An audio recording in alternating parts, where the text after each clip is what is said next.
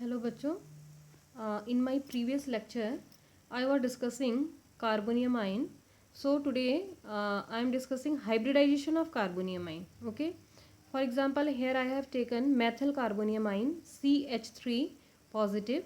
In methyl carbonium ion, the hybridization of carbon is sp2 hybridization. क्या होता है इसका? sp2 hybridization. It means its structure is trigonal planar. तुम जानते ही होगे किस किस का हाइब्रिडाइजेशन या इनऑर्गेनिक में आप पढ़ते ही हैं. एस पी है तो क्या होगा आपका? एक एस एक पी है तो टू लोब्स होंगे. कितने लोब्स होंगे? क्योंकि 1+1=2. ठीक है. एस पी टू होगा तो कितने लोब्स होने चाहिए? एक एस का 2 पी का. इट मीन्स टोटल कितने लोब्स दिखाएंगे आपका? 3 लोब्स. ठीक. ऐसे यदि एस पी थ्री होगा तो कितना होना चाहिए आपका? 4. 1 2 3 एंड 4 दिख रहा है ना. sp3 3 from p orbital and s1 from s orbital. ठीक. तो कितने हाइब्रिड ऑर्बिटल्स होंगे? 4. तो sp के केस में 2 ऑर्बिटल्स, dsp2 के केस में sp2 के केस में 3 ऑर्बिटल. ठीक है. ऐसे ही sp3 के केस में 1 2 3 4 ऑर्बिटल. अब dsp2 के केस में कितना होगा आपका? 4 ऑर्बिटल. 1d है, 1s एंड 2p है. ठीक है. so there is a mixing of 1d orbital, 1s orbital and 2p orbital. सो क्या जनरेट होंगे आपके? Four hybrid orbitals. ठीक है. और इसका स्ट्रक्चर कैसा होता है आप जानते हैं? Square planar. कैसा होता है आपका? Square planar. और ऑर्बिटल्स कैसे रहने चाहिए? ऐसे रहना चाहिए कि रिपल्सन मिनिमम रहे. जैसे in the case of sp तो there are 2 hybrid orbital in the case of sp hybridisation. And 2 orbitals कैसे रह सकते हैं मिनिमम रिपल्सन में? दोनों 180 डिग्री पर. So its structure is linear. कैसा स्ट्रक्चर दिख रहा है? दिख रहा है linear. In the case of sp2 कैसा हाइब्रिड दिख रहा है स्ट्रक्चर? देखो ये स्ट्रक्चर है. कैसा है फिर आपका? Trigonal planar. In the case of sp3 its structure is tetrahedral. कैसा होता है आपका? टेट्राहेड्रल. एंड dsp2 कैसा दिख रहा है आपका? Square planar. ठीक है. तो ये तुम इससे अवेयर हो या इनऑर्गेनिक में पढ़ते ही हो. तो फिलहाल हम यहाँ पर को बात कर रहे हैं hybridisation. So the hybridisation of carbon in the case of carbonium ion is sp2 hybridization. sp2 hybridization means its structure is trigonal planar. दिख रहा होगा. ट्राइगोनल में क्या देखो? कार्बन का हाइब्रिडाइजेशन sp2 है. इट मीन्स कितने हाइब्रिड ऑर्बिटल्स होंगे? 3. 1 is here, another 1 is here and third 1 is here. ठीक है. तो कितने हाइब्रिड ऑर्बिटल होंगे? 3. And this is the structure of methyl carbonium आइन. किसका? आपका मेथिल कार्बोनियम आइन. स्ट्रक्चर मैंने लिखा है देखो. ट्राइगोनल प्लेनर स्ट्रक्चर है. ठीक है. और मेथिल कार्बोनियम आइन में क्या होते हैं? 3 hydrogen are attached with carbon atom. ठीक है. तो 3 हाइड्रोजन और हाइड्रोजन का तुम्हें मालूम होता है इलेक्ट्रॉनिक कन्फिग्रेशन क्या होता है आपका? 1s1. तो जो इलेक्ट्रॉन होता है हाइड्रोजन का हमेशा किस में रहता है आपका? s ऑर्बिटल में. And the shape of s orbital is spherical. ये जानते हो ना. s स्पेरिकल होता है, p डम्बल होता है, d डबल डम्बल होता है और f कैसा होता है? कॉम्प्लेक्स शेप होता है. So in the case of hydrogen the shape of s orbital is spherical. ठीक है. so there is a overlapping of this s orbital of hydrogen and this is sp2 hybrid orbital of carbon. these three are sp2 hybrid orbitals. ठीक है. Hybridisation के बाद जो बनते हैं that are known as hybrid orbital. और नाम क्या होता है? वो होता है जो हाइब्रिडाइजेशन है. For example sp hybridization. देखो इन the case of sp hybridization these two lobes are known as sp hybrid orbitals. ठीक. sp हाइब्रिडाइजेशन होगा तो जो ये लोब्स होंगे इनका नाम होगा sp हाइब्रिड ऑर्बिटल. इसको भी हम कहेंगे sp hybrid orbital. And this is also known as sp hybrid orbital. In the case of sp2 there are 3 lobes. समझ पा रहा? 3 hybrid orbitals and all are known as sp2 hybrid orbital, sp2 and sp2 hybrid orbital. Likewise sp3 के केस में क्या कहलाएंगे जो hybrid orbitals हैं? These are known as sp3 hybrid orbital. dsp2 होगा तो क्या कहलाएंगे? dsp2 hybrid orbital. d2sp3 होगा तो क्या कहलाएंगे? d2sp3 hybrid orbital. It means the name of hybrid orbital depends upon the hybridisation. ठीक है. For example in the case of methyl carbonium ion the hybridization of this carbon is sp2 hybridization. and after the hybridization these hybrid orbitals are known as sp2 hybrid orbital due to sp2 hybridization. ठीक है. तो इनका नाम समझ में आ रहा है ना. sp2 hybrid orbital, sp2 hybrid orbital and sp2 hybrid orbital. और कितने होंगे? जितने मिक्स होंगे. यदि sp2 है तो 3 हाइब्रिड ऑर्बिटल्स होंगे. तो ये दिख रहा है. सो these three are sp2 hybrid orbital. and because we are showing the structure of methyl carbonium ion, so 3 hydrogen overlap with 3 hybrid orbital. Okay. so there is a bonding ठीक, तो overlapping और bonding, और ये भी क्या हो रहा है आपका ओवरलैपिंग, तो one hydrogen is here, another hydrogen is here and third one is here, ठीक है. And because in the when carbon is sp2 hybridized, in that case carbon has a p orbital. क्या होगा आपका p orbital, ठीक है. यदि ये समझ में आना चाहिए आपको, कार्बन का हाइब्रिडाइजेशन sp3 होता है तो p ऑर्बिटल 0, ठीक. sp2 होता है तो p ऑर्बिटल 1, sp होता है तो p ऑर्बिटल 2, ये मालूम होना चाहिए, ठीक है. sp3 के केस में, इन the case of methane, carbon के पास एक भी p ऑर्बिटल नहीं होता है जिसमें कि इलेक्ट्रॉन है, ठीक. But in the case of sp2 hybrid orbital, इसके पास कितना, एक इलेक्ट्रॉन रहता है. ठीक हो गया. तो ये था आपका, देखो तो क्या है आपका, जो ये है आपका methyl carbonium ion, carbon is sp2 hybridised. It means carbon के पास क्या होना चाहिए, एक p orbital. So the shaded one is, this one is p orbital, ठीक है. ये है आपका मेथिल का ट्राइगोनल स्ट्रक्चर दिख रहा, and carbon has a p orbital, this one p orbital. और जनरली क्या होता है, उसमें एक इलेक्ट्रॉन होता है, but carbon donates its electron, ठीक है. दैट्स वाई क्या हो रहा है, कार्बन बिकम्स पॉजिटिवली चार्ज्ड, देने के बाद ही तो पॉजिटिव चार्ज आएगा. So it carries a positive charge. This is empty p orbital with a positive charge. ये एम्प्टी है, इसमें कोई इलेक्ट्रॉन नहीं है. एम्प्टी कहने का मतलब है there is no electron in p orbital and it carries a positive charge. So this is the structure of methyl carbonium ion, ठीक. Now I am discussing stability of carbonium ion, ठीक है. सो here you can see that I have written 1 2 3 4 different carbonium amine. First one is methyl carbonium amine, CH3. Its formula is CH3 and CH3 is known as methyl carbonium amine. Second one is ethyl, CH3CH2, ठीक है, CH3CH2, और you can say C2H5 positive, ठीक है, क्या भी कह सकते हैं, C2H5 positive. So this one is ethyl carbonium amine. This one is isopropyl carbonium amine and last one is neobutyl carbonium amine, ठीक. First one is 1 degree carbonium amine, second one is also 1 degree carbonium amine, this is 2 degree carbonium amine और last one is 3 degree, ठीक है. So ये 2 degree है, ये 3 degree है, this is 1 degree and this is also 1 degree carbonium amine. So now I am discussing the stability of carbonium amine, ठीक. तो देखो स्टेबिलिटी डिस्कस करने का सबसे बड़ा फंडा ये है कि आपको ये पता होना चाहिए कि कोई भी चीज़ स्टेबल तब है जब उसमें चार्ज मिनिमम होता है. चार्ज मतलब जानते हो ना, आवेश, मतलब पॉजिटिव चार्ज या नेगेटिव चार्ज. कोई भी चार्ज की हम बात करें, चाहे वो हम पॉजिटिव करें चाहे हम नेगेटिव करें, जितना कम होगा उतना स्टेबल होगा. ये पूरे लाइफ टाइम जब तक केमिस्ट्री पढ़ोगे यही फंडा अप्लाई करना है, ठीक है. चार्ज क्या होना चाहिए, मिनिमम होना चाहिए फॉर स्टेबिलिटी, ठीक है. अब देखो यहाँ पर हमने सब में +1 ही चार्ज शो कर रखा, प्लस ही दिख रहा है ना, एक ही प्लस दिख रहा होगा, +1 +1 +1 और +1, ठीक. तो अब चार्ज जिसमें क्या होगा आपका, अभी हम बताएंगे कि कैसे चार्ज में इफेक्ट पड़ेगा. और जिसका चार्ज सबसे कम आएगा इट मीन्स मोस्ट स्टेबल, सबसे स्टेबल, जिसका चार्ज सबसे कम, ठीक है. सबसे कम चार्ज सबसे ज़्यादा स्टेबल, हमेशा याद रखना, ठीक है. अब देखते हैं, देखो पहले वाले की बात करते हैं. चलो यहाँ से शुरू करते हैं सेकेंड वाले से, क्योंकि इसमें कुछ भी CH3 ग्रुप नहीं है. Carbon is attached with 3 hydrogen atom, ठीक है. एंड कार्बन में कैसा चार्ज है, पॉजिटिव चार्ज, ठीक. In the case of ethyl carbonium ion in structure number 2, this carbon which carries a positive charge, this carbon is attached with a methyl group. CH3 group से attach दिख रहा होगा ना, जिसमें plus charge है. This carbon is attached with a methyl group.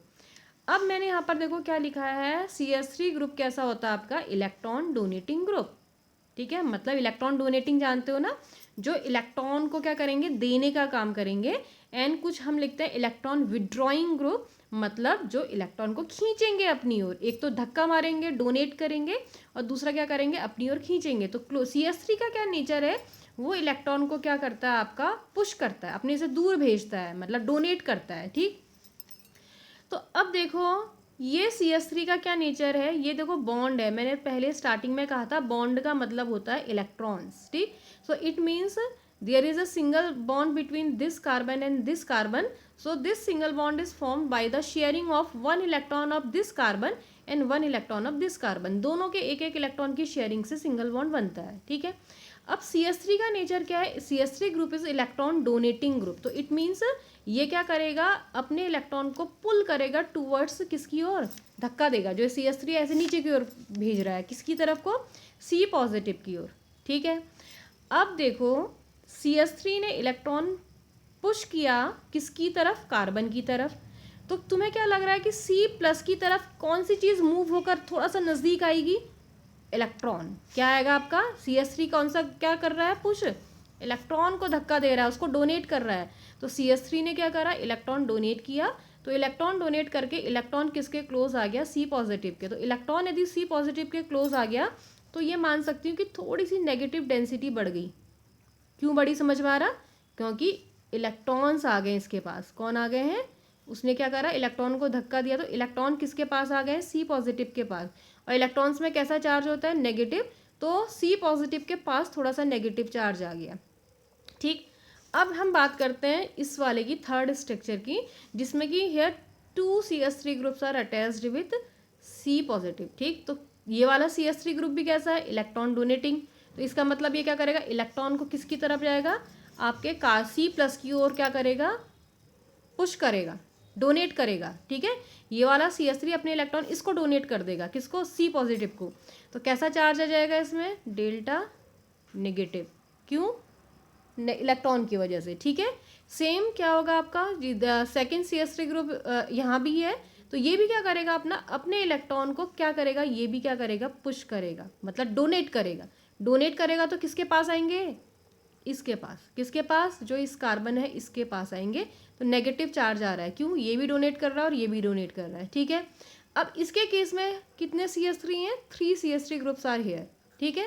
सो ये भी donate करेगा तो कैसा चार्ज आएगा, डेल्टा नेगेटिव, ये भी डोनेट करेगा तो कैसा आ जाएगा, डेल्टा नेगेटिव, और ये भी डोनेट करेगा तो कैसा चार्ज आ जाएगा, डेल्टा नेगेटिव। समझ में आ रहा है, यहाँ डेल्टा नेगेटिव 1 क्यों लिखा, because in this case only 1 methyl group is attached with this carbonium आइन।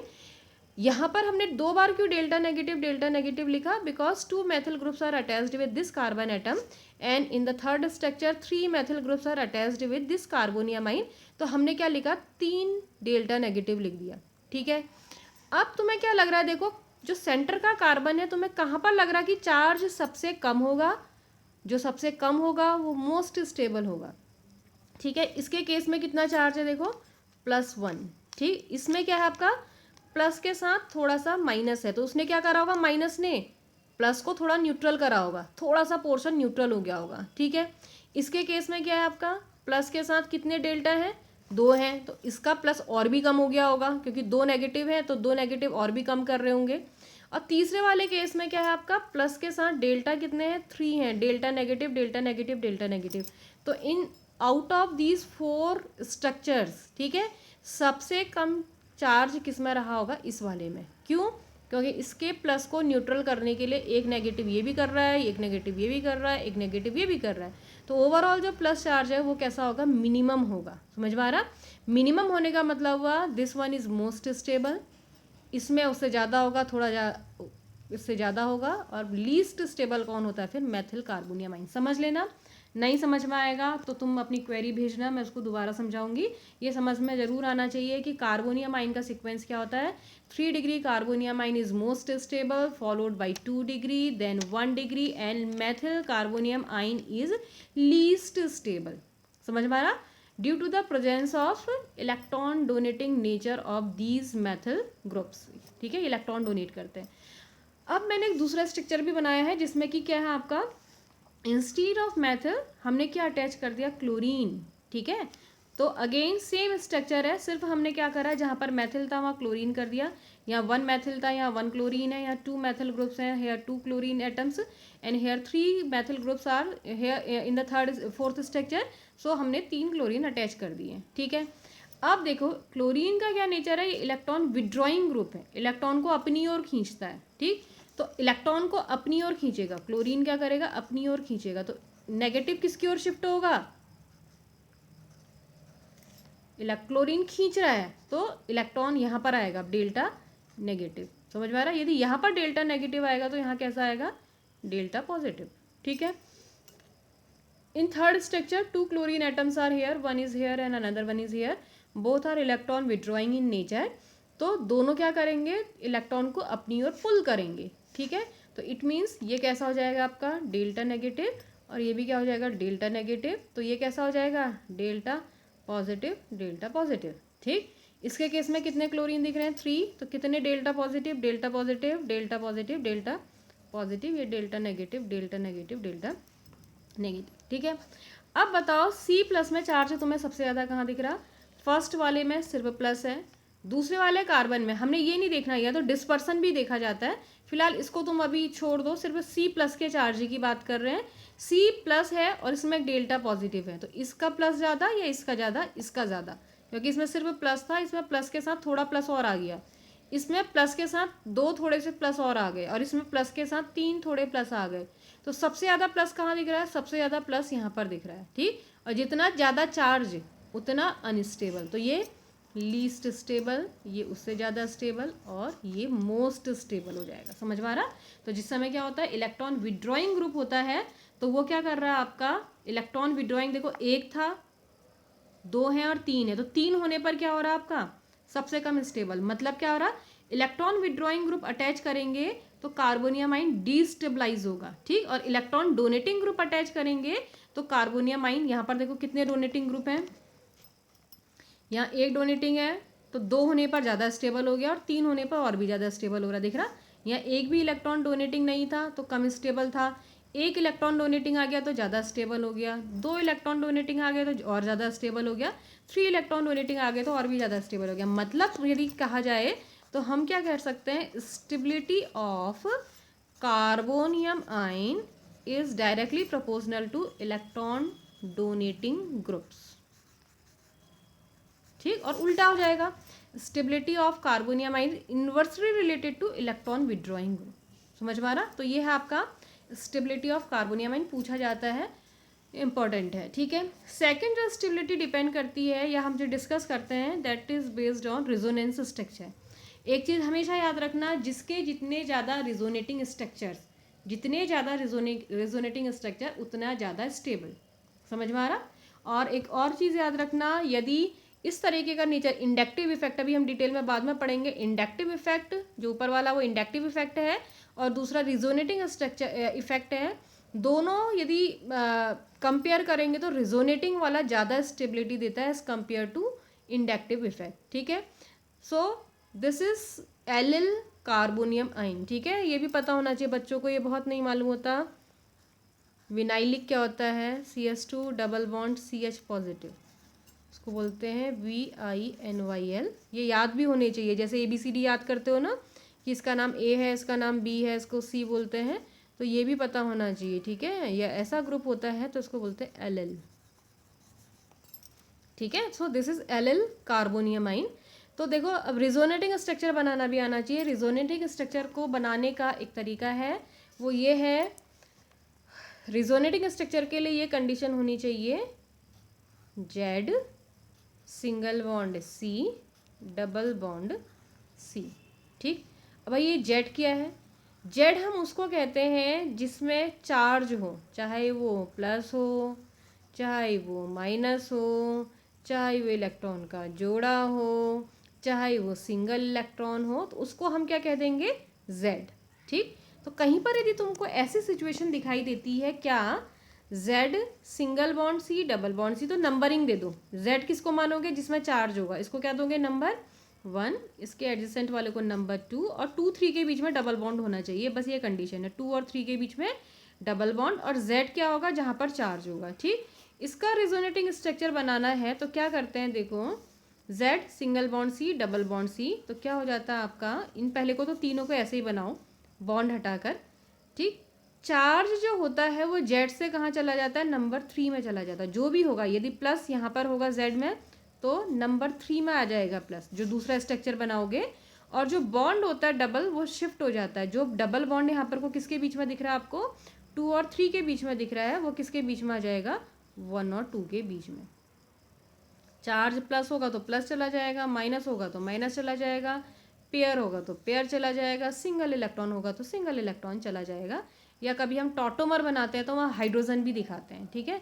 फिलहाल चलो अभी रिजोनेटिंग बनाते समय इतना समझ लो, Z single bond C double bond C, Z किसको कहेंगे, जिसमें चार्ज होगा। ठीक, फॉर एग्जाम्पल देखो इसमें Z आपको कहाँ पर दिख रहा है, Z हमने क्या कहा था, हम उसको कहेंगे जिसमें चार्ज होगा। तो मेरे हिसाब से Z ये होना चाहिए और आपके हिसाब से भी Z यही होना चाहिए जिसमें क्या है आपका चार्ज। ठीक, तो ये क्या हो गया Z, देखो ये क्या है आपका single bond C, double bond C। तो 1 किसको मानना चाहिए, Z को मानते हैं हमेशा। ठीक है, 1, उसके बगल वाले को क्या मानते हैं 2, और उसके साथ वाले को क्या मानेंगे, डबल बॉन्ड वाले को 3। ठीक है, 1 2 3। तो इसका रिजोनेटिंग बनाएंगे तो मैंने क्या कहा था, जो चार्ज है वो 1 से 3 में चला जाता। तो जो स्ट्रक्चर बनेगा पहले तो उसका 3 कार्बन स्केलेटन बनाओ, 1 2 एंड 3।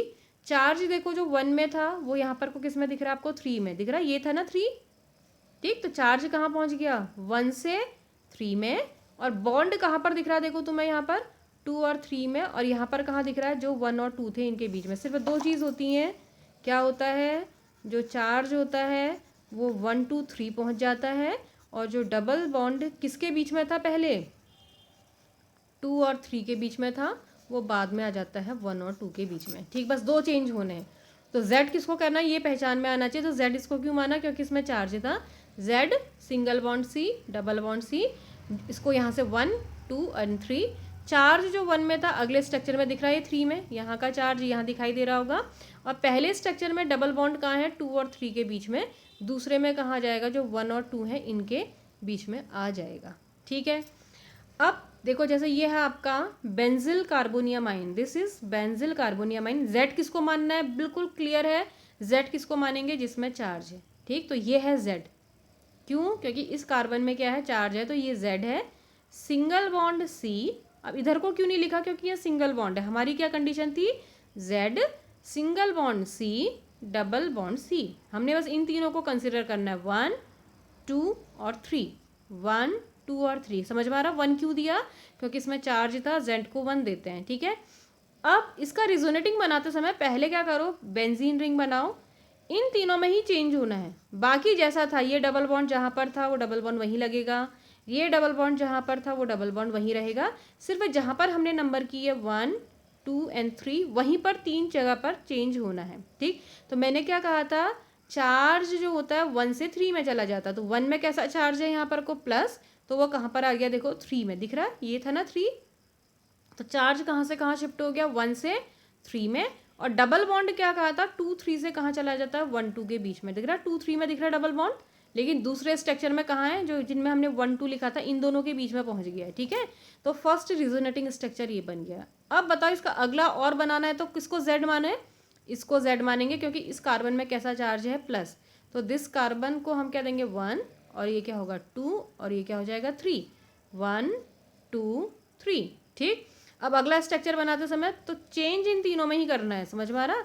तो अगला बनाते समय पहले 6 मेंबर रिंग बनाओ, और बाकी जैसा था वैसा रखो। जैसे डबल बॉन्ड CS2 था तो डबल बॉन्ड CS2, ये डबल बॉन्ड, ये डबल बॉन्ड। सिर्फ चेंज इन 3 पॉइंट्स में आना है, 1 2 एंड 3 में। ठीक, वो भी क्या आना है, जो चार्ज है वो 1 से कहाँ पहुँचा दो, 3 में, दिख रहा है, यहाँ चार्ज था 1 में, अगले स्ट्रक्चर में जो 3 लिखा था वहाँ पर चार्ज आ जाएगा। और जो बॉन्ड कहाँ पर दिख रहा था आपका 2 और 3 के बीच में, अगले स्ट्रक्चर में देखो 1 और 2 के बीच में दिख रहा होगा, 1 और 2 ये था ना, इनके बीच में आ जाएगा। ठीक, अब इसका नेक्स्ट स्ट्रक्चर बनाना है। फिर Z किसको मानोगे, इस पॉइंट को। क्यों मान रहे हैं, क्योंकि इसमें क्या चार्ज दिख रहा है, प्लस चार्ज दिख रहा है।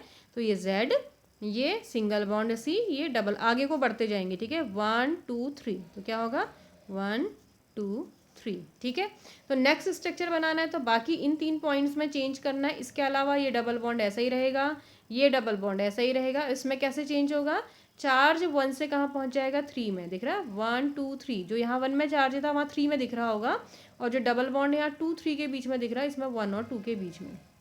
ठीक, अब क्या है, Z किसको मानोगे, अगला बनाना है, तो जिसमें प्लस है उसको क्या मानोगे, Z सिंगल बॉन्ड C। अब इधर को तो सिंगल नहीं, सिंगल ही है तो ऊपर ही आएंगे, double bond C, it means 1 2 3। तो इन 3 पॉइंट्स में चेंज आएगा, ये डबल बॉन्ड एज सच रहेगा, ये डबल बॉन्ड एज सच रहेगा। ठीक है, तो प्लस कहाँ से आ जाएगा, 1 से कहाँ पहुँच जाएगा, 3 में, देखो 3 में आ गया। और बॉन्ड जो 2 3 में है वो किस में आ जाएगा आपका, 1 और 2 के बीच में। ठीक है, सो करना प्रैक्टिस है, बहुत ज़रूरी चीज़ है, मैकेनिज्म लिखने के लिए ये बहुत ज़रूरी आना चाहिए। ठीक है, नेक्स्ट आपका जनरेशन ऑफ कार्बोनियम आइन। कैसे कार्बोनियम आइन जनरेट होता है, तो इसके लिए सबसे सिंपलेस्ट एग्जांपल है कौन सी रिएक्शन है आपकी SN1 रिएक्शन, ठीक है, या सीधे the reaction of Maithil chloride with aqueous KOH it gives Maithil alcohol and KCl.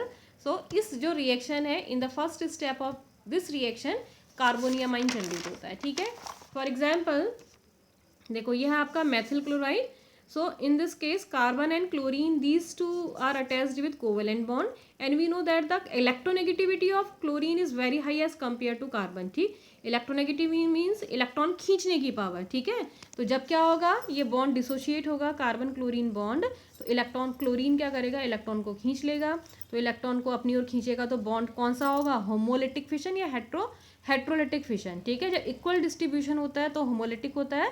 जब इस तरीके का होता है कि एक जना खींच ले रहा है, ज़्यादा पावर वाला है, तो इन दैट केस कौन सा फिशन होगा, heterolytic fission. And by heterolytic fission को कैसे दिखाते हैं, कर्व्ड एरो से दिखाते हैं. एरो का हेड किस में जाना चाहिए, जो ताकतवर है, इट मीन्स जिसकी इलेक्ट्रोनेगेटिविटी हाई है. And in the case of carbon and chlorine, chlorine is much more higher electronegative as compare to carbon. So chlorine क्या करेगा, आपका इलेक्ट्रॉन पेयर को अपनी ओर क्या करेगा, आपका पुल करेगा. And after dissociation of this carbon chlorine bond, chlorine कैसा चार्ज हो जाएगा, नेगेटिव. क्यों, क्योंकि वो इलेक्ट्रॉन खींच लाया है अपने साथ. और कार्बन कैसा हो जाएगा, positively charge. So after this fission Maithil carbonium आइन क्या होगा, जनरेट होगा, ठीक है. तो नेक्स्ट फिर चलो कल पढ़ाऊंगी. तो फिलहाल तुम्हारा काम ये है कि बेंजिल कार्बोनियम आइन के रिजोनेटिंग स्ट्रक्चर बनाकर उसको तुम असाइनमेंट में सबमिट करोगे. ईमानदारी से खुद बनाना, समझ में नहीं आएगा प्रैक्टिस करना, ठीक है.